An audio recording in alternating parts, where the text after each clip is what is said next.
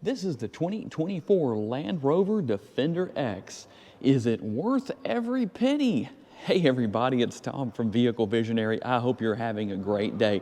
Today I'm in the showroom here at Land Rover of Shreveport to give you the information to answer that exact question. And if you happen to say, hey Tom, I really like what I see in the video, I'd love to come by it, check out the link down in the description of the video.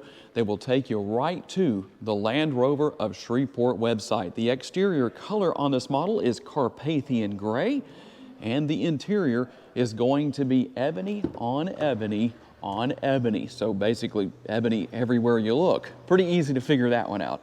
And we'll take a much closer look at the interior when we get to that point in the video on this all-wheel drive Defender. As far as the exterior goes, you're going to find the premium LED headlights and the signature daytime running lights. You also have the auto high beam assist, and we'll have the fog lights down here on the lower portion of the bumper. Everything nice and bright.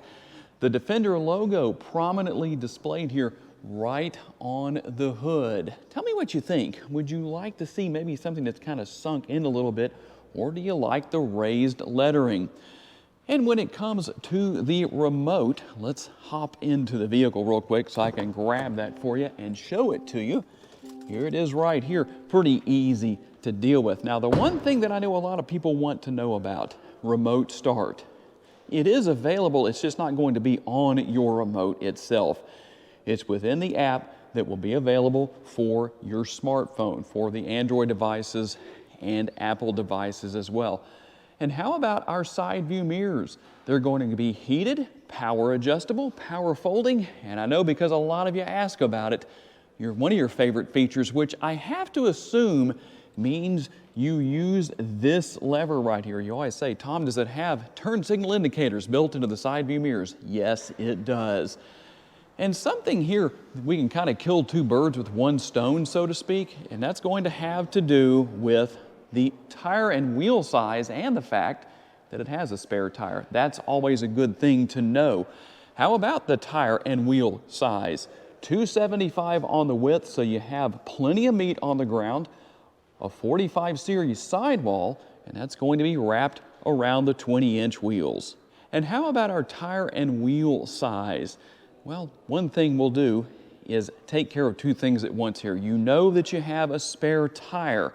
The tire and wheel size comes in at 275 on the width, a 45 series sidewall, and that will all be wrapped around the 22-inch wheels. Under the hood is going to be the mild hybrid powertrain. It's a 3-liter 6-cylinder. It puts out 395 horsepower and 406 pounds-feet of torque. It's mated to an 8-speed automatic transmission. And how about those all-important MPGs? Well, we'll tell you what's on the sticker at least. 17 city, 20 highway, 18 combined, and 5.6 gallons of gas per every 100 miles driven. And one more thing, I did mention the gas mileage earlier. And if you're saying to yourself, well, how much gas can this model hold? A 23.8 gallon gas tank is what you're going to find. Towing capacity comes in at 7,716 pounds, which is a very respectable number. And as far as cargo capacity goes, we're looking at 34 cubic feet up to 78.8 cubic feet maximized. You can see that you have the LED lighting here for the interior. As far as cargo lighting goes, you'll also find the buttons right here to raise and lower the air suspension on the vehicle. Something I didn't mention earlier is that yes, it does have air suspension. To look into the interior, I told you we were going to give you a little more of an in-depth look. And the interior here is designed to give you the ability to go off-roading and not have a bunch of carpet to mess up and get dirty and muddy and all that good stuff. Or should I say maybe bad stuff, I don't know. But no matter what people say, these models are highly capable off-road. Whether they're taken off-road, well, that's a different story. Some might not, but you do have a rugged look here, but yet everything is high-end. So you're going to have the exposed screws And let's give the armrest the good old armrest test here. As far as just having my arm up there, well, it feels pretty comfortable. I'm not going to keep it up there for a long time and keep you here for that, so you might have to test that out for yourself. And you will find the door bin here really more of a bottle holder, but there is quite a bit of space within, and the grab handle to help making getting in a little bit easier. So let's go ahead and close that door. You do have a panoramic sunroof here. There is a shade that can slide forward and close everything off if needed. And this front portion up here does tilt and slide open. And you'll also find 3 zones of climate control. You can see the dual zone there in the front, and here in the rear we have the single zone climate control. That's not coming on at the moment, but you can see the controls are here for everything. You also have the heated outboard seats and quite a few options for connectivity. As you can see, some USB options here. So a good bit going on where that's concerned. And there is a lot of storage. You have the rear seat storage on each side.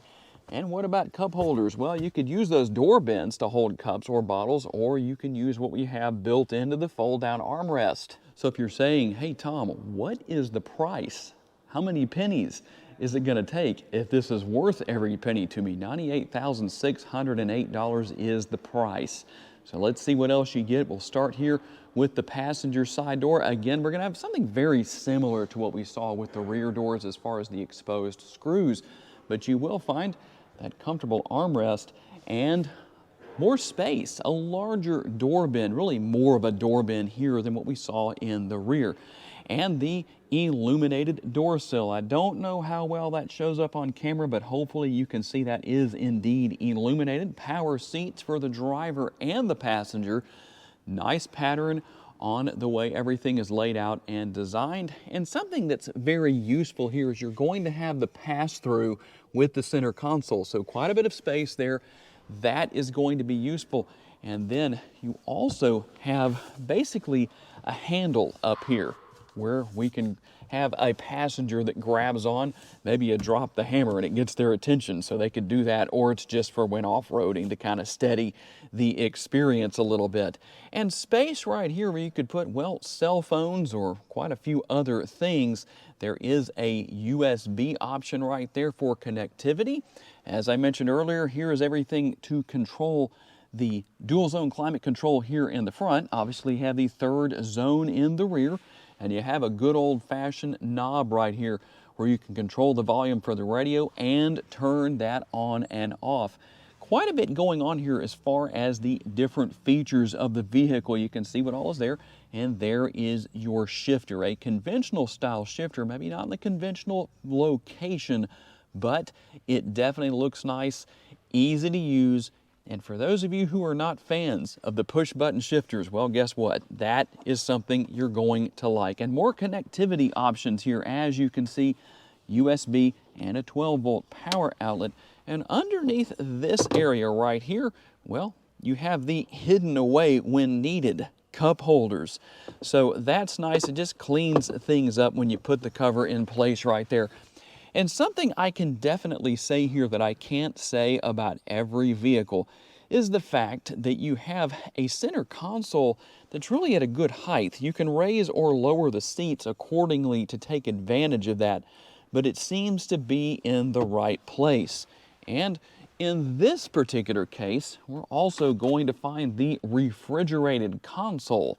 So that's going to have a couple of different settings right there. You can see the 2 different settings, or you can just turn that off. Obviously, you'll know when that's on by the illumination that you see right there. I guess they're trying to refrigerate the brochure right here, in case you're curious about that. And obviously the controls right here, this is going to be for controlling the power shade. In fact, I'll draw that forward just so you can see that in action. And obviously the control over here on the left-hand side is going to be for opening and closing the sunroof. And for the most part, everything is going to look the same, but you're going to have a little bit more in the way of functionality here on the driver's side door with seat memory, 3 different settings actually. So if you have 3 different people driving this Defender X, well, that can come in rather handy. And I think you know what else is here as far as the different features and functionality go. And again, the power seat. Obviously, if the passenger seat is power, so will the driver's side be. We'll hop inside real quick and take a look at what we have here as far as everything else goes. Going to hit the button just to bring everything to life here.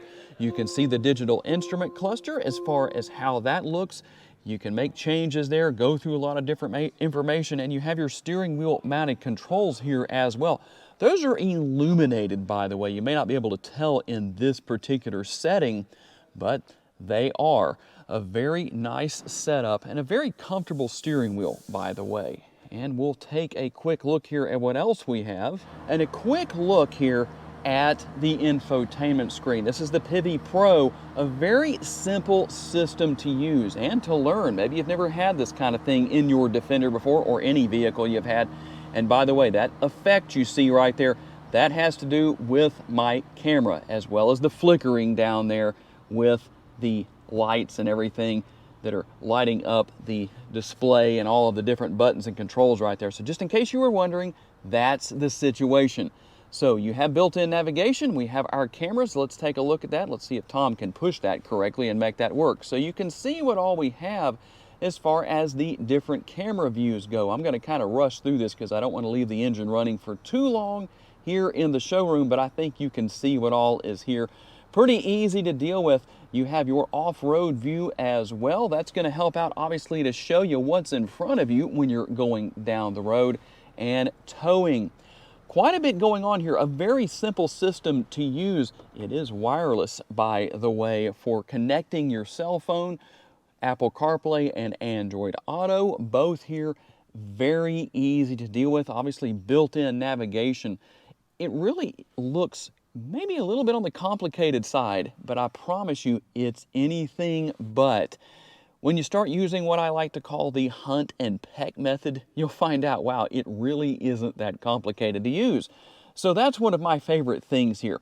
Pivi Pro, probably, at least in my personal opinion, the best infotainment screen used or made available from Land Rover on any of these vehicles at any point. So simple to use, nice interior, it's luxurious, it's also rugged at the same time. And let's not forget about, it's kind of hard to tell here in the showroom, but you can see the wall behind me because that is the rear view camera mirror. And you can make some adjustments to how that looks, or if you just want to use it as a conventional mirror, that's what you have.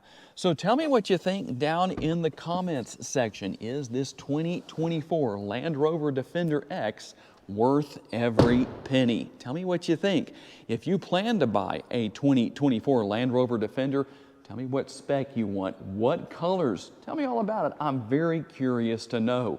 I do want to say a special thanks to my friends here at Land Rover of Shreveport for giving me the opportunity to tell you about this Defender X today.